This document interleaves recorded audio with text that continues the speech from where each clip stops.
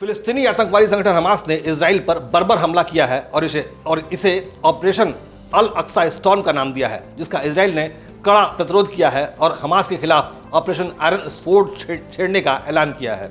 नमस्कार, उदय India digital में स्वागत है आपका। मैं हूं अंशुमान आनंद। दुनिया में हर तरफ बर्बर और सभ्य समाज के बीच संघर्ष होता हुआ दिखाई दे रहा है। कुछ ऐसा ही दर्दनाक दृश्य रविवार की सुबह इजराइल में दिखाई दिया। सोए हुए शेर को छेड़ने का अंजाम बेहद बुरा होता है। फिलिस्तीनी आतंकवादी संगठन हमास ने यह गलती कर दी है जो उसे बेहद भारी पड़ने वाली है। फिलिस्तीन के कायर इस्लामी आतंकवादियों ने सोते हुए इजराइल पर हमला कर दिया।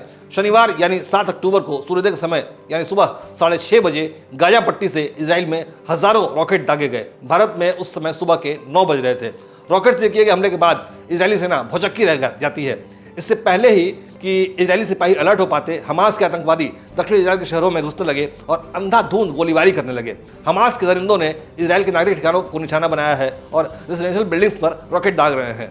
इजराइल की आश्केलॉन सिटी भीषण हमले का शिकार बनी है, जिसे गाजा की तरफ से आए रॉकेट ने निशाना बनाया। ये रॉकेट हमले गाजा पट्टी से किए जा रहे हैं, जो कि हमास का ठिकाना बताई जाती है।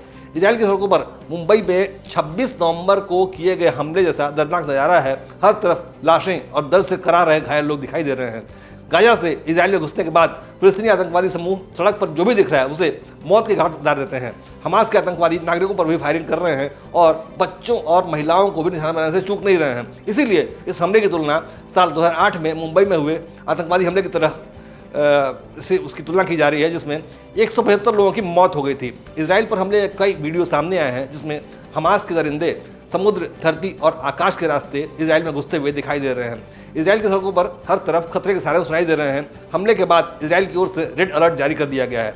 इजराइल के विदेश मंत्रालय ने एक ट्वीट में बताया है कि हमास के आतंकवादी संगठन ने हमला किया, उन्होंने रॉकेट दागे और इजराइल स्टेट में घुसपैठ की है। इजरायली डिफेंस फोर्स नागरिकों की रक्षा करेगी और हमास के आतंकवादी संगठन को इसकी भारी कीमत चुकानी होगी। सेना ने कहा है, इजराइल की सेना ने कहा है कि वो गाजा पट्टी में आतंकवादियों को निशाना बना रही है और जंग के लिए पूरी तरह तैयार है। इजरायली प्रधानमंत्री बेंयामिन नेतन्याहू ने भी बयान जारी करके वस्तुस्थिति की जानकारी प्रदान की है। אזרחי ישראל, אנחנו במלחמה, לא במבצע, לא בסבבים, במלחמה. הבוקר חמאס פתח במתקפת פתע רצחני נגד מדינת ישראל ונגד אזרחיה. אנחנו בתוך זה משעות הבוקר המוקדמות. כינסתי את ראשי מערכת הביטחון, הנחיתי קודם כל לטהר את היישובים מהמחבלים שחדרו פנימה. הפעולה הזאת מתבצעת בשעות הללו. במקביל הוריתי לבצע גיוס מילואים נרחב ולהשיב מלחמה שערה בעוצמה ובהיקף שהאויב לא הכיר. האויב ישלם מחיר שהוא לא ידע מותו. אני קורא בינתיים לכל אזרחי ישראל להישמע בקפדנות להנחיות הצבא, להנחיות פיקוד העורף. אנחנו במלחמה ואנחנו ננצח בה. इजराइल के हालात पर भारत की सरकार भी लगातार नजर बनाए हुए है। भारत सरकार ने इजराइल में मौजूद भारतीय नागरिकों के लिए एडवाइजरी जारी की है। उनसे हालात पर नजर रखने और सतर्क रहने के लिए कहा गया है।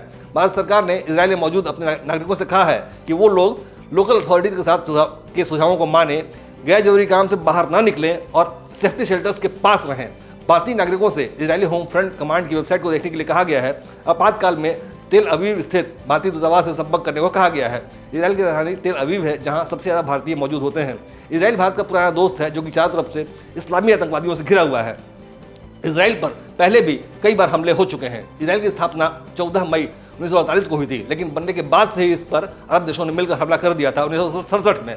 लेकिन 6 दिनों तक चले इस युद्ध में इजराइल ने सभी मुस्लिम देशों के अकेले छक्के छुड़ा दिए और उन्हें हरा दिया। लेकिन इस बार इजराइल पर जो हमला हुआ है वो बेहद घातक है, क्योंकि इस क्षेत्र में काफी समय शांति थी और किसी को उम्मीद नहीं थी, किसी को आशंका नहीं थी कि उस पर हमला होगा, जिसके बाद हमास के आतंकवादियों ने एक झटके से शांति को भंग कर दिया। लेकिन इजराइल का इतिहास गवाह है कि वो किसी का उधार नहीं रखता, बल्कि सूद समेत लौटाता है। निश्चित ही हमास के साथ भी ऐसा ही होने वाला है। लेकिन चिंता की बात है कि फिलिस्तीनी संगठन हमास के आतंकवादी हमला करने के बाद दूसरे कायर इस्लामी आदि संगठनों की तरह महिलाओं और बच्चों के बीच जाकर छिप जाते हैं और उन्हें अपनी ढाल बनाकर आगे कर लेते हैं। लेकिन खुद पर हुए हमले के बाद इजरायली काफ़ी गुस्से में हैं और वो किसी भी कीमत पर फिलिस्तीनी आतंकवादियों को छोड़ेंगे नहीं। ऐसे में सवाल ये उठता है कि अभी तक यूक्रेन का युद्ध जारी है, यूक्रेन और रशिया का जो युद्ध है वो अभी तक जारी है। ऐसे में अगर मिडिल ईस्ट में भी युद्ध शुरू हो जाता है तो ये दुनिया के लिए बेहद घातक सिद्ध हो सकता है। भारत को इस तीव्र नज़र बनाए रखनी होगी, क्योंकि अगर फिलिस्तीनी आतंकवादी समूह जरा भी मजबूत होते हुए दिखे तो हमारे देश में मौजूद आतंकवादियों स्लीपर सेल्स को भी का मनोबल भी इससे मजबूत होगा, जो कि भारत के लिए खतरनाक है। इजराइल और भारत न केवल दोस्त हैं बल्कि दोनों की समस्याएं भी बिल्कुल एक जैसी हैं। इसीलिए इजराइल का सुरक्षित रहना भारत के लिए भी बेहद जरूरी है। जय हिंद, जय भारत।